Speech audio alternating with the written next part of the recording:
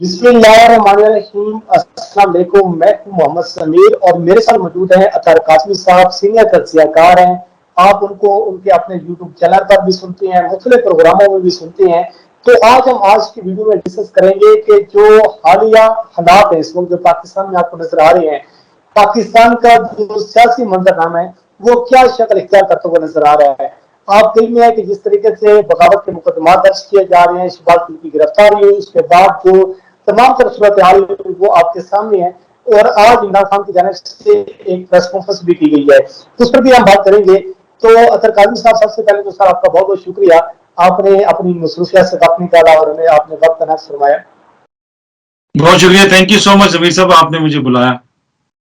Sir ये बताइएगा कि ये जो मंजरनामा है आपको क्या ये एक शक्ल इख्तियार करते हुए नजर आ रहा है कि आज जो खान साहब ने जो बयानात, जो चीजें रखी है कौम के सामने, जो पूरा मनसूबा रखा है और जिन खदशात का इजहार किया है खान साहब की तरफ से किया गया है, तो आपको ये मंजरनामा किस तरह जाते हुए नजर आ रहा है? देखिए, ऑब्वियसली इस वक्त बज़ाहिर ऐसा लगता है कि कुछ लोगों की ख्वाहिश है कि खान साहब का इदारों के साथ टकराव हो। इस वक्त खान साहब का इदारों के साथ टकराव इमरान खान को सूट नहीं करता, इसलिए कि सियासी तौर पे आप देखें तो उनकी वैसे भी एक पॉपुलैरिटी है, एक वेव चल रही है। पंजाब के अंदर जो इलेक्शन हुआ उसके अंदर उन्होंने नशिस्तें निकाली, हुकूमती जितना भी इत्तेहाद है सब ने मिल के इलेक्शन लड़ा, वो फिर भी हार गए।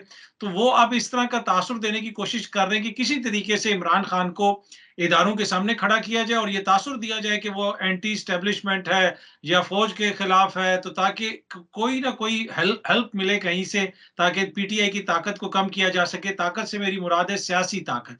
तो इसी तरह मुझे लग रहा है कि चीजें उस तरफ बढ़ रही हैं और आपने देखा कि वो किसी भी मौके को जाने नहीं दे रहे, यूज कर रहे हैं। और राना सनाउल्लाह साहब ने भी शहबाज गिल साहब की गिरफ्तारी का दिफा किया, बताया कि उनके ऊपर किस किस्म के इल्जाम हैं।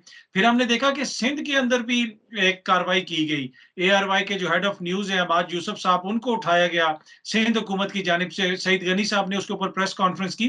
तो लगता है इसी तरह है कि हुकूमत इस मामले के ऊपर बिल्कुल मुतफिक है और ये जो कुछ भी कर रहे हैं ये सारी जमातें मिल के, ये उन सब का मुतफिका, जिसे आप कह सकते हैं लायामल है कि पीटीआई के खिलाफ इस तरह के मुकदमात या सहाफियों के खिलाफ इस तरह के मुकदमात किए जाए।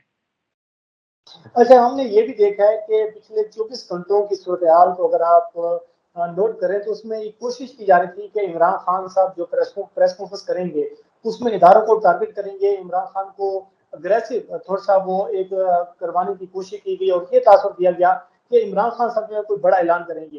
तो ये उनकी कोशिश नाकाम हुई है जो आज की प्रेस कॉन्फ्रेंस हुई है। जी, बिल्कुल, देखिए खान साहब ने एक तो ये किया ना कि उन्होंने सारे उनके बयानात चला दिए और दूसरा उन्होंने कहा कि हमसे तो लोगों को तकलीफ ही ये थी कि हमारा और फ़ौज का एक पेज है, तो हमें तो फ़ौज से कोई मसला नहीं है, पर ये लोग यूज़ करना चाहते हैं सार किसी भी मामले को, कोई भी मसला आए उसके ऊपर इस तरह की बातें करते हैं ताकि हमारा और फ़ौज का तसादम हो। तो खान साहब ने जो उनकी बयानात चलाए और जो उन्होंने अपना मौक़िफ़ रखा, उससे तो बिल्कुल ये तक़वियत मिलती है कि खान साहब को खुद भी इस चीज़ का अंदाज़ा है कि ये कोशिश कर रहे हैं कि खान साहब का तसादुम हो जाए किसी ना किसी तरीके से इदारों के साथ। अब ये किस कोशिश में किस हद तक कामयाब होंगे, मुझे नहीं लगता कि ये किसी हद तक कामयाब होंगे, क्योंकि जो इस वक़्त अवाम की पॉपुलैरिटी है, वो खान साहब को लेके आगे चल रही है। खान साहब किसी भी इलेक्शन में जाते हैं, वहाँ पे जो अवामी रद्द-ए-अमल है वो आपके सामने है। ज़िमनी इंतखाबात में जो टर्न आउट था वो आम इंतखाबात से भी ज़्यादा था। उसके साथ-साथ अब 9 हलकों के ऊपर भी उन्होंने अनाउंस कर दिया कि मैं खुद इलेक्शन लड़ूँगा। तो मेरे ख्याल में कि ऐसे मौके के ऊपर एक तो खान साहब कभी भी कोशिश नहीं करेंगे कि वो इदारों के साथ कोई तसादुम हो, और अगर कोई ऐसी कोशिश की जा रही है, तो वो कभी भी उस कोशिश को कामयाब नहीं होने देंगे। और यही वजह है कि शहबाज गिल साहब के हवाले से वो बड़ा सख्त बयान भी दे सकते थे कि क्यों उसको गिरफ्तार किया गया और ये वो, लेकिन उन्होंने बड़े, जिसे आप कह सकते हैं, तहम्मुल मिजाजी से पूरा नुक्ता नज़र सामने रखा और समझाने की कोशिश की कि हमारा जो मौक़िफ़ है इदारों के हवाले से वो क्या है और जो इस वक़्त इदारों के वकील बने में उनका दरीना मौक़िफ़ क्या है और क्या रहा है इन इदारों के हवाले से। तो मेरे ख़्याल में मुझे नहीं लगता कि खान साहब इस तरह तसादुम की तरफ जाएँगे या ये कोशिश कामयाब होगी। सर आपने बात अभी की है कि जो इमरान खान साहब ने आज अपने प्रेस कॉन्फ्रेंस में जो उन्होंने क्लिप कुछ ऑन एयर करवाए हैं, आज हमने देखा कि मीडिया पर भी बहुत सारे चैनल की जानब से एक नैरेटिव ये बनाया जा रहा है कि इमरान खान की जो जमात है, पाकिस्तान तहरीक इंसाफ जो है, वो इदारे को तकसीम करना चाहती है, इदारे में जो है दवाई लेकर आना चाह रहे हैं, वो सिविल नाफरमानी की तहरीक जो है वो चला रहे हैं। तो माजी के जो बयानात आज चलाए गए, अख्तर महंगल का बयान आपको याद होगा, उसके साथ कैप्टन सफदर का बयान आपको याद होगा, नवाज शरीफ के बयान आते हैं, पीटीएम के बयान आते हैं, आसिफ अली जरदारी के बयान आते हैं। तो आपकी नजर में पाकिस्तान तहरीक-ए-इंसाफ ने 3.5 साल के दौरान या अब जो एक मूवमेंट है, कौन से ऐसे बयान दिए हैं जो इदारों को तकसीम करने के हवाले से जो है वो इस्तेमाल हो सकते हैं? आपकी नजर में कोई ऐसे बयान आते हैं? टू बी ऑनेस्ट, मुझे मेरी नजर में इस वक्त या मेरे जहन में तो इस वक्त बयान नहीं है, लेकिन अगर कोई बयान होता और इदारों के हवाले से अगर हुकूमत को मसला होता, तो देखिए उसमें आपने ये ट्रैक रिकॉर्ड देखना है कि हुकूमत खुद क्या बयानात देती रही है।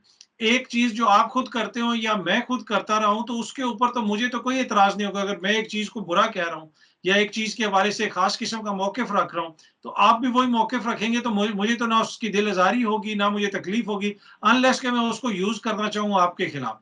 तो इदारों के हवाले से जो बयानात खान साहब ने आज चलाए और जो पीडीएम की सीनियर क़यादत देती रही, वजीर दिफा साहब के अपने बयानात हैं असेंबली के अंदर खड़े होके, शहबाज गिल साहब के हवाले से ये कहा जाता रहा कि जनाब ये मुकदमा वजारत दिफा को दे दें।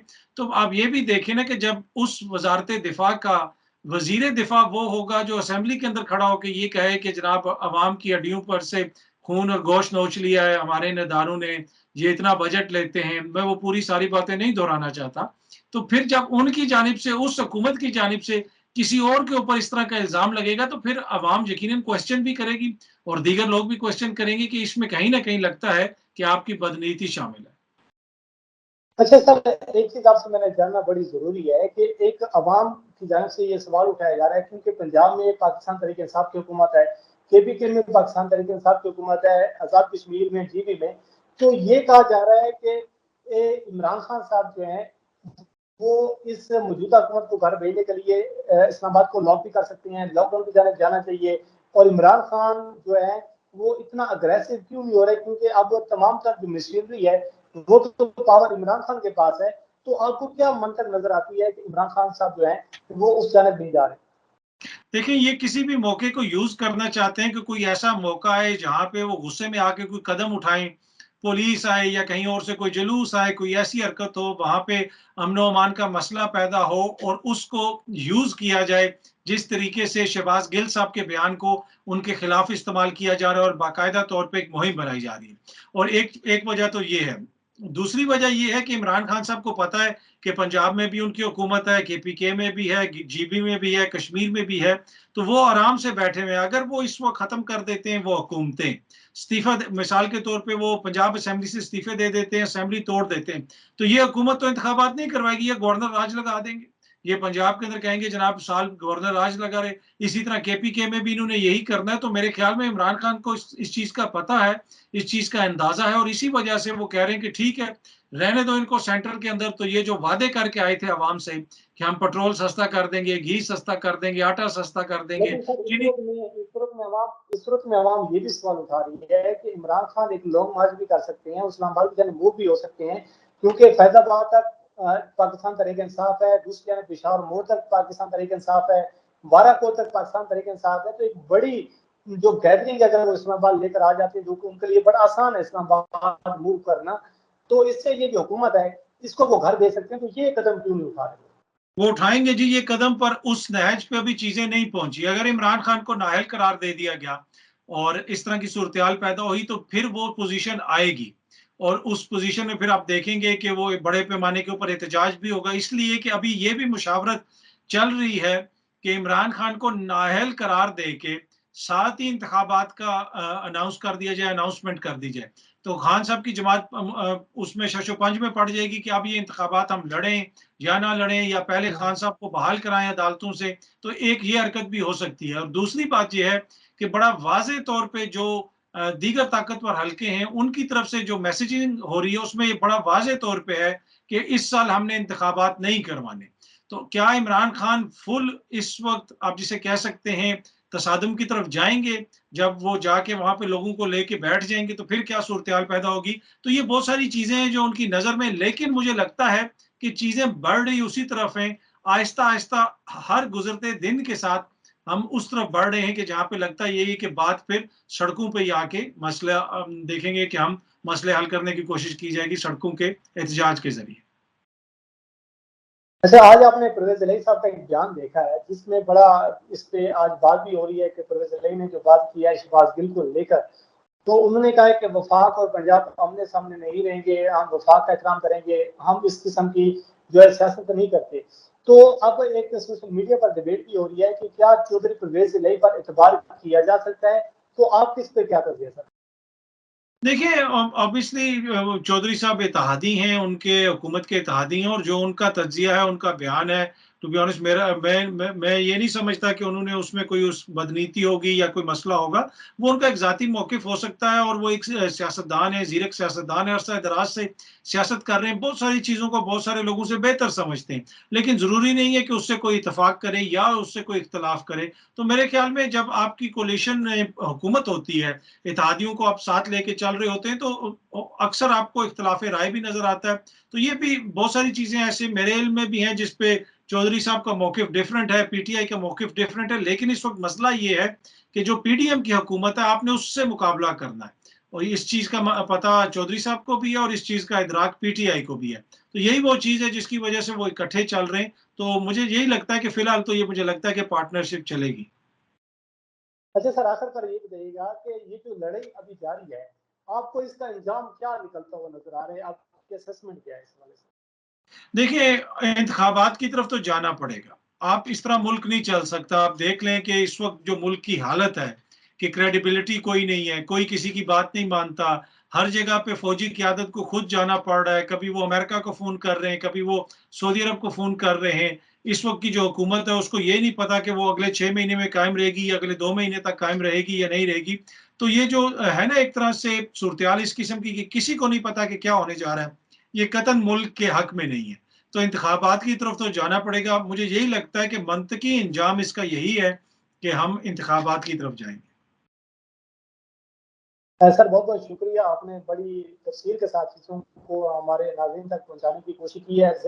ज़ाहिर बात है आपकी बहुत ज़्यादा मसरूफ़ियात हैं, बैक टू बैक आपके शोज़ हैं, तो हमने आपसे रिक्वेस्ट की है कि आप हमारे लिए थोड़ा-सा वक़्त निकालें। बहरहाल ये अतर काज़मी साहब की जो बिल्कुल दुरुस्त असेसमेंट है कि मामलात हतमी तौर पर जो है वो इंतखाबात की जानिब जाएँगे, लेकिन जो लड़ाई लड़ी जा रही है, इसका जो अंजाम है, वो पाकिस्तान के लिए कितना फ़ायदेमंद हो सकता है, कितना नुकसान होगा। बहरहाल हालात जो है बड़े मुश्किल सूरत-ए-हाल है, बड़ी क्रिटिकल सिचुएशन जो है सब जो है पॉलिटिकल नज़र आ रही है, तो आपको इस हवाले से आगाह करते रहेंगे। मुझे और अतर काज़मी साहब को दीजिए इजाज़त। अल्लाह हाफ़िज़। अल्लाह हाफ़िज़। Sir, thank you so much sir. Thank you ठीक, so much. No issue, no issue. Thank you. अल्लाह हाफ़िज़, अल्लाह हाफ़िज़।